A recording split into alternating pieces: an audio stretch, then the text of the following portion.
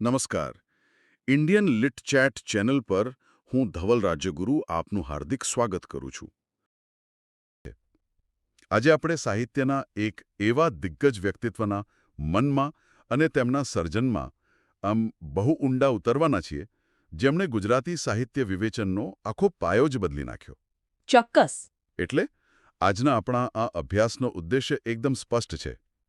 આપણે પંડિત યુગના અગ્રણી સાક્ષર અને વિવેચક નરસિંહરાવ દિવેટિયા, જેમનો સમયકાળ 1859 થી 1937 સુધીનો રહ્યો છે. બરાબર, એમના જીવન, તેમના વિપુલ સર્જન અને ગુજરાતી સાહિત્યના વિવેચનમાં તેમના ઐતિહાસિક પ્રદાનનું શબ્દશઃ અને સંપૂર્ણ વિશ્લેષણ કરવાનું છે. ચાલો આને વિસ્તારથી સમજીએ. અને આ ઐતિહાસિક માહિતીના ટુકડાઓને જોડીને એક મોટું ચિત્ર ઊભું કરવા માટે હંમેશાની જેમ એક અત્યંત શાંત, ગહન અને કડીઓ જોડવામાં માહેર એવા મારા અભ્યાસુ સાથી અહીં ઉપસ્થિત છે. આભાર. જુઓ, આજના આ વિષયમાં જોડાવાનો મારો ઉત્સાહ ખરેખર બેવડાયેલો છે. કારણ કે નરસિંહરાવ દિવેટિયા એ માત્ર ઇતિહાસનું એક પાનું નથી, પણ 19મી સદીની સુધારાલક્ષી આબોહવાનું એક જીવંત અને ધબકતું પરિણામ છે. જો આપણે આને મોટા ચિત્ર સાથે જોડીએ તો એ જમાનામાં ધર્મ, તત્વજ્ઞાન અને શિક્ષણમાં જબરદસ્ત પરિવર્તનો આવી રહ્યા હતા. જૂની માન્યતાઓ તૂટી રહી હતી અને નવા વિચારોનો સ્વીકાર થઈ રહ્યો હતો.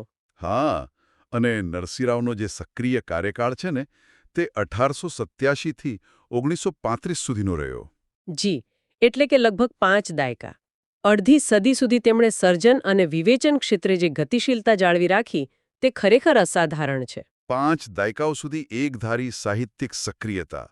અને જો આપણે એમના ઘડતરની વાત કરીએ ને, તો એ વાત બહુ રસપ્રદ છે. શું? એમનો જે પારિવારિક માહોલ હતો ને, તે કોઈ યુનિવર્સિટીથી કમ નહોતો. તેમના પિતા ભોળાનાથ સારાભાઈ દિવેટિયા એ જમાનાના સુધારક અગ્રણી હતા. એકદમ સાચી વાત. જરા કલ્પના કરો કે એક એવું ઘર જ્યાં નવલારામ પંડ્યા, અંબાલાલ સાકરલાલ અને રણછોડલાલ છોટાલાલ જેવા પ્રખર સાક્ષરો અને દિગ્ગજોની નિયમિત અવરજવર રહેતી હોય. વાહ. ઘરમાં જ પ્રાર્થના સમાજની પ્રવૃત્તિઓ ચાલતી હોય, સાહિત્ય અને સંગીતની ગહેન ચર્ચાઓ થતી હોય. આવું વાતાવરણ કોઈપણ બાળકના માનસપટલ પર કેટલી ઊંડી અસર કરે. તદ્દન સાચી વાત છે. પણ અહીં એક બહુ જ રસપ્રદ અને આશ્ચર્ય પમાડે તેવો વિરોધાભાસ જોવા મળે છે. કેવો વિરોધાભાસ? આ પારિવારિક વાતાવરણે તેમનામાં એક એવું વ્યક્તિત્વ ઊભું કર્યું જે થોડું જટિલ હતું. નરસિંહરાવને અંગ્રેજી સાહિત્ય, અંગ્રેજી જીવન પદ્ધતિ અને બ્રિટિશ રાજ પ્રત્યે એક પ્રશંસાયુક્ત અહોભાવ હતો.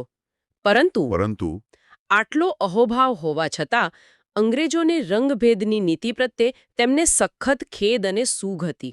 એક મિનિટ, આ ખરેખર વિચારવા જેવું છે. એક તરફ એમને બ્રિટિશ શાસન ગમે છે, પણ બીજી તરફ એમની રંગભેદની નીતિનો એ સખત વિરોધ કરે છે. બિલકુલ. અને એનાથી પણ વધુ આશ્ચર્યજનક બાબત એ છે કે આ એ જ સમયગાળો હતો જ્યારે દેશમાં આઝાદીની ચળવળ ચરમસીમાએ હતી. છતાં તેઓ ગાંધીજી અને ટિળક જેવા નેતાઓની ચળવળથી વિશેષ પ્રભાવિત નહોતા થયા, ખરું ને? જી. અને આ જ બાબત તેમના સ્વતંત્ર વિચારતંત્રને દર્શાવે છે. આપણે અહીં કોઈ પક્ષ નથી લઈ રહ્યા, પણ ઇતિહાસ નોંધે છે કે તેઓ ટોળાશાહીમાં માનનારા નહોતા.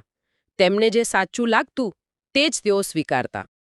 આ સ્વતંત્ર અને તેજસ્વી વિચારધારા તેમના જીવન પરિચયની સચોટ વિગતોમાં પણ સ્પષ્ટપણે દેખાય છે. આપણા શ્રોતાઓ કદાચ જાણતા જ હશે કે એમણે અભ્યાસમાં ઘણા કીર્તિમાનો સ્થાપ્યા હતા. ચાલો એમના જીવનની આ ઐતિહાસિક અને આંકડાકીય માહિતીને ફરી તાજી કરીએ. ચોક્કસ. 3 સપ્ટેમ્બર 1859ના રોજ અમદાવાદમાં તેમનો જન્મ થયો. અભ્યાસની વાત કરીએ તો મુંબઈ યુનિવર્સિટીમાંથી મુખ્ય વિષય સંસ્કૃત સાથે તેમણે BA પ્રથમ ક્રમે ઉત્તીર્ણ કર્યું. અને અહીં સૌથી નોંધપાત્ર બાબત એ છે કે તે સમયનું અત્યંત પ્રતિષ્ઠિત ગણાતું ભાઉદાજી ઇનામ મેળવનાર તેઓ પ્રથમ ગુજરાતી હતા. જરા વિચારો, એ જમાનામાં આ સિદ્ધિ કેટલી મોટી ગણાય. ખરેખર અદ્ભુત. અને આ તેજસ્વીતા માત્ર શિક્ષણ પૂરતી મર્યાદિત નહોતી. એમની કારકિર્દી પણ એટલી જ શાનદાર રહી. એ સમયે IASCની અત્યંત અઘરી પરીક્ષા પાસ કરીને તેઓ ખેડામાં એસિસ્ટન્ટ કલેક્ટર તરીકે જોડાયા. ખેડામાં, રાઈટ? હા, પરંતુ શારીરિક અસ્વસ્થતાને કારણે 1912માં તેમણે સરકારી નોકરીમાંથી નિવૃત્તિ લઈ લીધી. પાછળથી મુંબઈની એલ્ફિન્સ્ટન કોલેજમાં ગુજરાતીના અધ્યાપક તરીકે તેમણે સેવાઓ આપી હતી.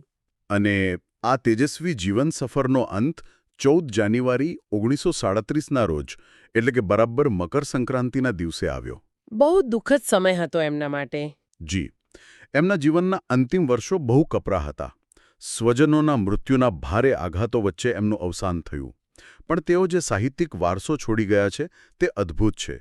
જો આપણે તેમના સર્જનકર્મ અને કાવ્યસંગ્રહોની સાલવારી પર નજર કરીએ તો તેમની પહેલી કૃતિ કુસુમમાળા 1987માં પ્રગટ થઈ. આ કુસુમમાળા માત્ર એક કાવ્યસંગ્રહ નહોતો, એક ક્રાંતિ હતી. કઈ રીતે? અર્વાચીન ગુજરાતી કવિતામાં પ્રથમ વખત અંગ્રેજી ઉર્મી કાવ્યની, જેને આપણે લિરિક કહીએ છીએ, તેની સ્પષ્ટ અસર આમાં જોવા મળી હતી. ગુજરાતી કવિતાને એક નવો જ વળાંક મળ્યો હતો. એટલે કે એમણે પશ્ચિમની કાવ્યશૈલીને આપણી ભાષામાં બખૂબી ઉતારી. ત્યારબાદ તો કાવ્યસંગ્રહોની જાણે વણઝાર લાગી. હા. આપણે ક્રમબદ્ધ રીતે જોઈએ તો 1896માં હૃદયવીણા, 1912માં સર્જતરાયની સુષુપ્તિ, 1914માં નુપુર ઝંકાર, 1915માં સ્મરણ સંહિતા અને છેક 1934માં બુદ્ધ ચરિત્ર પ્રકાશિત થયા. કવિતા ઉપરાંત ગદ્યમાં પણ એમનો ફાળો વિપુલ છે. ખાસ કરીને 1926માં પ્રગટ થયેલું એમનું રેખાચિત્રોનું પુસ્તક સ્મરણ મુકુર. આ પુસ્તકની તો બહુ ચર્ચા થાય છે. બિલકુલ. આ પુસ્તકમાં તેમણે કાંત, લાલશંકર, નવલરામ અને ભાંડારકર જેવા દિગ્ગજોના એવા જીવંત શબ્દચિત્રો આપ્યા છે કે વાંચતા જ એ વ્યક્તિ આપણી નજર સામે ઊભી રહી જાય. આ ઉપરાંત 1933માં આવેલ વિવર્ત લીલા નામના ચિંતન નિબંધોનો ઉલ્લેખ કરવો જ રહ્યો. એમના વ્યક્તિત્વની એક ખાસિયત હતી અત્યંત ખુલ્લું મન, અને જે સાચું લાગે તે સ્પષ્ટપણે કોઈની પણ શેશરમ રાખ્યા વિના કહી દેવાનો સ્વભાવ. અને આ જ આખા બોલો સ્વભાવ એમના વિવેચન ગ્રંથોમાં પણ દેખાય છે. જો આપણે એમના મુખ્ય વિવેચન ગ્રંથોની સચોટ યાદી જોઈએ તો મનોમુકુરના 4 ભાગ ખૂબ અગત્યના છે. આ ભાગો અનુક્રમે 1924, 1936, 1937 અને 1938માં પ્રકાશિત થયા હતા. બરાબર. આ સાથે જ 1930માં અભિનય કલા અને 1932માં ગુજરાતી લેંગ્વેજ એન્ડ લિટરેચર પ્રકાશિત થયા. હવે જો આપણે સાહિત્ય જગતમાં તેમના વિવેચનનો પ્રભાવ સમજવો હોય તો અન્ય દિગ્ગજ વિવેચકોએ તેમના માટે જે ઐતિહાસિક વિધાનો કર્યા છે તે સમજવા પડે. ચોક્કસ. મનસુખલાલ ઝવેરીએ તેમના પુસ્તક થોડા વિવેચન લેખોમાં એક અત્યંત માર્મિક વિધાન કર્યું છે. હું એ શબ્દશઃ રજૂ કરું છું. તેઓ લખે છે, આપણી વિવેચન શકુંતલાનો વિશ્વામિત્ર જો નર્મદ બન્યો તો કર્ણવ બન્યા નરસિંહરાવ. વાહ! ચાલો આપણે આ વિધાનનો થોડો અર્થ વિસ્તાર કરીએ. વિશ્વામિત્રએ શકુંતલાને જન્મ આપ્યો, પણ તેને મોટી કોણે કરી? ઋષિ કર્ણવે. હા, એનું પાલન પોષણ અને સંવર્ધન ઋષિ કર્ણવે કર્યું. એટલે કે ગુજરાતી વિવેચનનો જન્મ ભલે નર્મદથી થયો હોય, પણ એને એક વ્યવસ્થિત આકાર આપવાનું, એનું શાસ્ત્રીય ઘડતર કરવાનું કામ નરસિંહરાવે કર્યું. બરાબર. અને આવું જ એક બીજું અગત્યનું અને શબ્દશઃ યાદ રાખવા જેવું વિધાન સુસ્મિતાબેન મેહડની નોંધમાં જોવા મળે છે. તેઓ નરસિંહરાવની સત્યનિષ્ઠા વિશે બહુ સુંદર લખે છે. શું કહે છે તેઓ? તેઓ નોંધે છે કે તેમનામાં વિવેચકને યોગ્ય સત્યનિષ્ઠા અને પાંડિત્ય ઉપરાંત કવિની રસજ્ઞતા હોવાથી આછામાં આછી રસછાયાને તે પારખી શકે છે. સત્યના કડક આગ્રહી, આખા બોલા તેમજ પ્રતિપક્ષીને ન્યાય તો ઘટે એવા સ્વભાવને કારણે તેમજ વિદ્વત્તાને કારણે તેમનું વિવેચન સમતોલ ને ગુણજ્ઞ બન્યું છે. રસજોત નિહાળી નમું નમું એવી વૃત્તિથી જ્યાં જ્યાં વિભૂતિમત કે ઉર્જસ્વી સર્જન પ્રાપ્ત થયું ત્યાં તેની કૃતજ્ઞ ભાવે પ્રશંસા તેમણે કરેલી છે. આ પંક્તિ રસજોત નિહાળી નમું નમું એમના વિવેચનની ચાવી છે. એટલે કે ભલે કોઈ લેખક સાથે એમને મતભેદ હોય, પણ જો એની કૃતિમાં સાચો રસ કે કળા દેખાય તો નરસિંહરાવ સામે ચાલીને એને નમન કરતા, એની મુક્તકંઠે પ્રશંસા કરતા. બિલકુલ, આ જ એમની મોટાઈ હતી. આ વિદ્વત્તાનો લાભ શ્રોતાઓને વ્યાખ્યાનોમાં પણ મળતો. મુંબઈમાં યોજાતી ઠક્કર વસંતજી માધવજી વ્યાખ્યાનમાળામાં એમણે જે વ્યાખ્યાનો આપ્યા તે સીમાચિહ્નરૂપ છે. વળી પ્રેમાનંદના નાટકો વિશે ચાલી રહેલા વિવાદો પર પણ તેમણે આખું એક વ્યાખ્યાન પુસ્તક આપ્યું હતું. આ બધા વિવેચનમાં કવિતા વિશેની તેમની પોતાની વિભાવના બહુ સ્પષ્ટ હતી. નરસિંહરાવ કવિતાની વ્યાખ્યા આપતા કહે છે, જીવ અને જગતનું સુંદર વાણીમાં અન્વીક્ષણ તે કવિતા. અન્વીક્ષણ એટલે? ઊંડાણપૂર્વક તપાસ કે દર્શન, રાઈટ? જી. તેઓ સ્પષ્ટ માનતા કે તત્વજ્ઞાન અને કવિતા બંનેનું લક્ષ્ય એક જ છે, સત્ય દર્શન. ઓકે. પણ રસ્તો જુદો છે. તેઓ કહેતા કે તત્વજ્ઞાન પૃથક્કરણ એટલે કે વિશ્લેષણથી થાય છે અને કવિતા સંયોગીકરણ એટલે કે સંશ્લેષણથી થાય છે. જો હું આને સરળ ભાષામાં સમજું તો તત્વજ્ઞાન પૃથક્કરણ કરે છે, એટલે કે એ વસ્તુઓને છૂટી પાડીને એના અણુ પરમાણુ અલગ કરીને તપાસે છે. જેમ કોઈ મિકેનિક કારના એન્જિનના એક સ્પેરપાર્ટને અલગ કરીને સમજે. જ્યારે કવિતા સંયોગીકરણ છે, એટલે કે એ અલગ અલગ લાગણીઓ અને દ્રશ્યોને જોડીને એક આખું સુંદર ચિત્ર બનાવે છે. બંને અંતે તો સત્ય જ શોધે છે. એકદમ સચોટ ઉદાહરણ. અને આ જ વાતને આગળ વધારતા જ્યારે કવિતાના આંતરબાહ્ય સૌંદર્યની વાત આવે ત્યારે આંતરિક સૌંદર્ય માટે તેઓ રસ તત્વને અનિવાર્ય માને છે અને બાહ્ય સૌંદર્ય માટે તેઓ છંદને ફરજિયાત માને છે. છંદને. હા, નરસિંહરાવ સ્પષ્ટ નોંધે છે કે કાવ્યના સૂક્ષ્મ સૌંદર્યને ઝીલવા માટે આરોહ-અવરોહના આંદોલનની સપ્રમાણતા આવશ્યક છે. તો આ બધું કવિતાના માળખા સાથે કેવી રીતે જોડાય છે? એટલે કે છંદ વગર કવિતા ન જ થઈ શકે એવો એમનો આગ્રહ હતો? હા, અને આ આગ્રહને કારણે જ વિવાદો પણ થયા. પરંતુ તેમની નિષ્પક્ષતા જુઓ. દાખલા તરીકે કવિ નાનાલાલે જ્યારે અપદ્યા ગદ્ય એટલે કે છંદમુક્ત કવિતા લખવાની શરૂઆત કરી ત્યારે નરસિંહરાવે એ માળખાનો ઉગ્ર વિરોધ કર્યો. માળખાનો વિરોધ કર્યો? હા, પણ જ્યારે એ જ નાનાલાલના કાવ્યો ફૂલડા કટોરી, મણિમય સેનથી અને વીરની વિદાય તેમની પાસે આવ્યા ત્યારે તેમાં રહેલા સૌંદર્ય ગુણના તેમને મુક્ત કંઠે વખાણ કર્યા. આ ખરેખર બહુ મોટી વાત કહેવાય. આજે આપણે જોઈએ છીએ કે લોકો વિચારધારાના મતભેદને લીધે સાવ સંબંધ કાપી નાખતા હોય છે. પણ નરસિંહરાવે સિદ્ધાંતનો વિરોધ કર્યો, વ્યક્તિનો નહીં. This is a huge leadership lesson.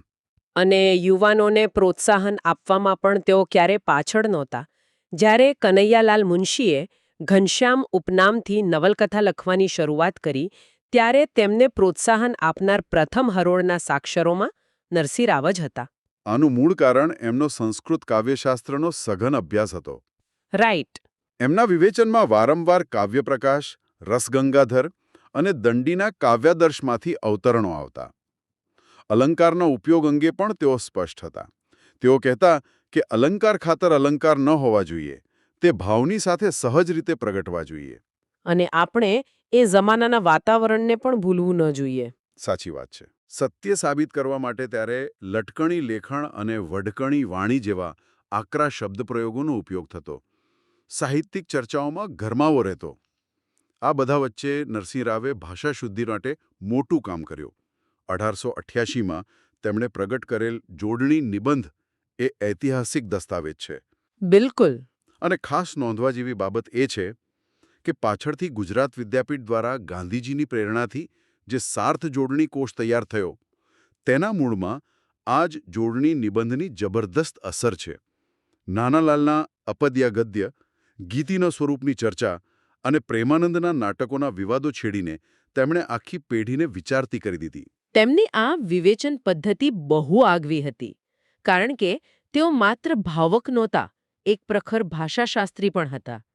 શબ્દ અને અર્થની સૂક્ષ્મ ચર્ચા કરવી એ એમનો સ્વભાવ હતો. હા. દાખલા તરીકે કવિ ખબરદારની વિલાસિકા અને મણિલાલ નબુભાઈના ઉત્તર રામચરિત્રના અનુવાદનું તેમણે જે વિશ્લેષણ કર્યું છે તે અદ્ભુત છે. વિવેચક હીરાબેન ક મહેતાએ આ પદ્ધતિ વિશે એક અત્યંત સચોટ વિધાન કર્યું છે જે મારે શબ્દશઃ રજૂ કરવું જોઈએ. ચોક્કસ જણાવો. તેઓ કહે છે, કઠોર વિજ્ઞાનશાસ્ત્રીની નીડર દયાહીનતાથી તે સાહિત્યની પરીક્ષા કરે છે. પૃથક્કરણનું તીક્ષ્ણ શસ્ત્ર હાથમાં ધરી સાહિત્યને, કૃતિને છૂટી પાડે છે. પૃથક્કરણનું તીક્ષ્ણ શસ્ત્ર. બાપરે, આ શબ્દો જ બતાવે છે કે જ્યારે નરસિંહરાવ કોઈ કૃતિને તપાસવા બેસતા ત્યારે સર્જકની કોઈ જ ભૂલ એમની નજરમાંથી છટકી શકતી નહીં. આ જ બારીક નજર તેમણે કવિતા અને અન્ય કલાઓના સંબંધમાં પણ રાખી. હા. ખાસ કરીને કવિતા અને સંગીત વિશેની તેમની ચર્ચા બહુ જાણીતી છે અને પશ્ચિમી સાહિત્યના સબલાઇમ ખ્યાલનો તેમણે અહીં સ્વીકાર પણ કર્યો છે. જી. અને જ્યારે કવિતામાંથી મળતા આનંદની એટલે કે રસ નિષ્પત્તિની વાત આવે છે ત્યારે તેઓ તેને નિર્વિકલ્પ આનંદ તરીકે ઓળખાવે છે. ઓકે, જો હું આને પણ સરળ રીતે સમજાવવાનો પ્રયત્ન કરું તો જ્યારે આપણે કોઈ ઉત્તમ કવિતા વાંચીએ કે નાટક જોઈએ ત્યારે ઘડીભર આપણે દુનિયાને આપણી જાતને ભૂલી જઈએ છીએ. એ ક્ષણે મનમાં કોઈ વિકલ્પ નથી રહેતો, કોઈ બીજો વિચાર નથી રહેતો. એ જે શુદ્ધ અને પરમ આનંદ છે તેને જ એઓ નિર્વિકલ્પ આનંદ કહે છે. બરાબર ને? એકદમ સાચી સમજ. અને વાર્તા કે નાટકના ઉદ્દેશ વિશે તેઓ સ્પષ્ટ માનતા કે તેમાં સીધો ઉપદેશ ન હોવો જોઈએ, પણ પરોક્ષ ઉપદેશ હોવો જોઈએ. પાત્રોના જીવનમાં આવતા ચઢાવ ઉતારમાંથી વાચકને એની મેળે જ બોધ મળવો જોઈએ. નાટક વિશે વાત કરીએ તો જયા જયંત નાટકનું તેમણે જે અવલોકન કર્યું તેમાં તેઓ નોંધે છે કે પાત્રના કૃત્ય અને વચનમાંથી રસ નિષ્પત્તિ થાય છે. બરાબર છે. કાવ્ય સ્વરૂપ વિશે પણ તેમની માન્યતા રસપ્રદ હતી. બ.ક. ઠાકોરે જે કવિતાઓ માટે ઉર્મી કાવ્ય સંજ્ઞા વાપરી તેને નરસિંહરાવ નવલરામની જેમ તેમાં રહેલી ગેયતાને કારણે સંગીત કાવ્ય તરીકે ઓળખાવવાનો આગ્રહ રાખતા. અને ઐતિહાસિક નવલકથા વિશે તો એમણે બહુ પાયાની વાત કરી છે. કનૈયાલાલ મુનશીની પ્રસિદ્ધ નવલકથા ગુજરાતનો નાથની સમીક્ષાના સંદર્ભમાં તેમણે ઐતિહાસિક સર્જકની જવાબદારી અંગેનો સિદ્ધાંત આપ્યો હતો. હા, એ બહુ અગત્યનો સિદ્ધાંત છે. જો ઇતિહાસમાં કોઈ પ્રસિદ્ધ પાત્ર હોય જેના વિશે લોકોના મનમાં પહેલેથી એક છબી હોય અને લેખક જો એ છબીને વાંકી ચૂકી કરે કે વિકૃત કરે તો વાંચનારના હૃદયમાં તરત જ અરુચિ ઉત્પન્ન થાય છે. આ સિદ્ધાંત આજે પણ એટલો જ લાગુ પડે છે. ચાલો, અહીં સૌથી રસપ્રદ વાત આવે છે. આ આખા અભ્યાસનો કદાચ સૌથી મહત્વનો ભાગ. બિલકુલ. નરસિંહરાવ વિવેચકની સજ્જતા માટે એક એવો માસ્ટરપીસ સિદ્ધાંત આપે છે જે સાહિત્ય જગતમાં સુવર્ણ અક્ષરે લખાયેલો છે. હા, અને આ વિધાન એટલું ગહન છે કે હું તેને શબ્દશઃ જ વાંચીશ. ચોક્કસ. નરસિંહરાવ કહે છે, વિવેચક તો કવિનો જોડિયો ભાઈ જ છે. કવિનો વ્યાપાર સંયોગીકરણનો છે, વિવેચકનો પૃથક્કરણનો છે. પરંતુ પોતે પૃથક્કરણ શેનું કરે છે તે વિવેચકે જાણવું જોઈએ. અને તેથી જ કવિની નહીં પણ કવિના જેવી પ્રતિભા અને કલ્પના વિવેચકનામાં પણ આવશ્યક છે. શું અદ્ભુત દ્રષ્ટિકોણ છે! વિવેચક એટલે માત્ર ભૂલો કાઢનાર નહીં, પણ કવિનો જોડિયો ભાઈ. વિવેચક પાસે પણ કવિના જેવી જ સર્જનાત્મક પ્રતિભા અને કલ્પના હોવી જોઈએ. આ સિદ્ધાંતોને તેમને તેમના લેખોમાં બહુ ઝીણવટથી સમજાવ્યા છે. જી, આપણે એમના એ 6 સૈદ્ધાંતિક લેખોની યાદી ક્રમબદ્ધ રીતે આપવી જ જોઈએ. હા, જણાવો. 1. ગુજરાતી કવિતા અને સંગીત. 2. કલા અને સત્ય. 3. પ્રકૃતિ અને કલા. 4. કવિતામાં અસંભવ દોષ. 5. અસત્ય ભાવારોપણ. અને 6. કાવ્યની શરીર ઘટના. આ લેખોમાં એમની ભાષાશાસ્ત્રી તરીકેની છાપ સ્પષ્ટ દેખાય છે. એમના વિવેચનની પદ્ધતિને કારણે ઘણા લોકો તેને અતિ પ્રસ્થારી એટલે કે ખૂબ જ લાંબુ અને વધારે પડતું પૃથ્થકરણાત્મક માનતા. પણ આમ છતાં તેઓ હંમેશા ગુણગ્રાહી રહ્યા. અને એમનો આ પ્રભાવ કઈ માત્ર એમના સમય પૂરતો સીમિત ન રહ્યો. આપણે 1926ના સ્મરણમુકુરની વાત કરી, જેમાં એમણે સ્વસ્મૃતિ ચિત્રો આપ્યા. આ પુસ્તકે ગુજરાતી સાહિત્યમાં એક આખી નવી કેડી કંડારી. બરાબર છે. આગળ જતાં આપણે જોઈએ છીએ કે કેવી રીતે આ પરંપરા ઉમાશંકર જોશી, રઘુવીર ચૌધરી અને વિનોદ ભટ્ટ જેવા દિગ્ગજોના સર્જનમાં જુદી જુદી વિશેષતાઓ સાથે વિસ્તરી. આ આખી યાત્રાને જો આપણે એક વાક્યમાં મૂલવવી હોય તો ગાંધીયુગના મહાન સાક્ષર રામનારાયણ વિશ્વનાથ પાઠકે તેમના સાહિત્ય વિચાર પુસ્તકમાં નરસિંહરાવ માટે જે નોંધ્યું છે તે અંતિમ શ્રદ્ધાંજલિ વિધાન તરીકે શબ્દશઃ ટાંકવું જ પડે. પ્લીઝ જણાવો. તેઓ નોંધે છે કે રા નરસિંહરાવ કેવળ કવિ નથી, વિદ્વાન નથી, ભાષાશાસ્ત્રી નથી, સર્વ છે અને સર્વમાં બહુ જ સ્થાને છે. વાહ! આનાથી મોટું સન્માન બીજું શું હોઈ શકે? તો આજના આ સઘન અને ઊંડાણપૂર્વકના અભ્યાસનો જો મુખ્ય સારાંશ કાઢીએ તો નરસિંહરાવ દિવેટિયા ખરા અર્થમાં પંડિત યુગના સાહિત્ય વિવેચનનો પ્રતિનિધિ અવાજ હતા. તેમની સત્યનિષ્ઠા અને સાહિત્ય પ્રત્યેની તેમની સમર્પણ ભાવના ખરેખર અજોડ હતી. બિલકુલ. અને આ બધી ચર્ચાના અંતે મારા મનમાં એક એવો વિચાર જન્મે છે જે હું આ ડીપ ડાઇવના માધ્યમથી શ્રોતાઓ માટે છોડી જવા માંગુ છું. હા, ચોક્કસ જણાવો. જો નરસિંહરાવના મતે વિવેચક એ કવિનો જોડિયો ભાઈ છે અને તેને પણ સર્જક જેટલી જ પ્રતિભાની અને સર્જનાત્મક કલ્પનાની જરૂર પડે છે, તો જરા વિચારો. આજના સોશિયલ મીડિયાના યુગમાં જ્યાં દરેક વ્યક્તિ હાથમાં સ્માર્ટફોન લઈને એક વિવેચક બની ગઈ છે, ત્યાં શું આપણે વિશ્લેષણ કળામાં એ સર્જનાત્મક કલ્પના અને સત્યનિષ્ઠા ગુમાવી રહ્યા છીએ ખરા? ઓહ, આ ખરેખર ઝગઝોરી નાખે એવો પ્રશ્ન છે. શું આપણે બધા માત્ર પૃથ્થકરણના નામે આલોચના જ કરી રહ્યા છીએ? સાહિત્ય અને વિવેચનના આ ગહન સંબંધ પર અને આ પ્રશ્ન પર ચોક્કસથી મનન કરજો. આજના આ સઘન અભ્યાસમાં મારી સાથે જોડાવા બદલ અને આ અદ્ભુત ઐતિહાસિક સફરનો હિસ્સો બનવા બદલ આપ સૌનો ખૂબ ખૂબ આભાર. નવી માહિતી અને આવા જ ઊંડાણપૂર્વકના વિશ્લેષણ સાથે ફરી મળીશું.